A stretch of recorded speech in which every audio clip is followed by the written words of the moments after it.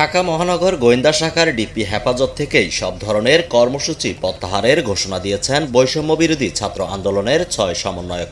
রোববার ২৮ জুলাই রাতে সব কর্মসূচি প্রত্যাহারের এ ঘোষণা দিয়েছেন বৈষম্য বিরোধী ছাত্র আন্দোলনের সমন্বয়করা। লিখিত বার্তায় এই ঘোষণা দেন। সার্বিক স্বার্থে আমরা এই মুহূর্তে থেকে আমাদের কর্মসূচি প্রত্যাহার করছি। সংস্কার আন্দোলন ও তার প্রেক্ষিতে উদ্ভূত পরিস্থিতিতে অনেকে অপ্রত্যাশিতভাবে আহত এবং নিহত হয়েছে।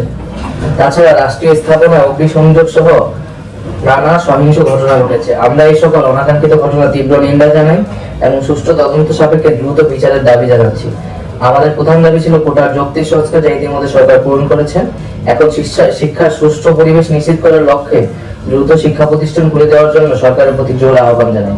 সমন্বয়করা বলেন, কোটা সংস্কার আন্দোলন ও তার প্রেক্ষিতে উদ্ভট পরিস্থিতি অনেকেই অপ্রত্যাশিতভাবে আহত ও নিহত হয়েছেন।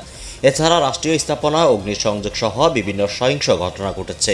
আমরা এসব অনাকাঙ্ক্ষিত ঘটনার তীব্র নিন্দা জানাই এবং সুষ্ঠু তদন্ত সাপেক্ষে দ্রুত বিচারের দাবি জানাই।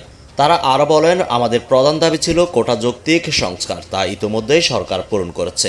এখন শিক্ষা সুষ্ঠু পরিবেশ নিশ্চিত করার লক্ষ্যে দ্রুত শিক্ষা প্রতিষ্ঠান খুলে দেওয়ার জন্য সরকারের প্রতি জোর দাবি জানাই। সার্বিক স্বার্থে এই মুহূর্ত থেকে আমাদের কর্মসূচি প্রত্যাহার করছি বলেন সমন্বয়করা। লিখিত বার্তায় স্বাক্ষর করেন আন্দোলনের সমন্বয়ক মোহাম্মদ নাহিদুল ইসলাম, সাজিদ আলম, হাসনাত আবদুল্লাহ, মোহাম্মদ আবু বাকের, আসিফ মাহমুদ ও নুসরাত তাবাসসুম।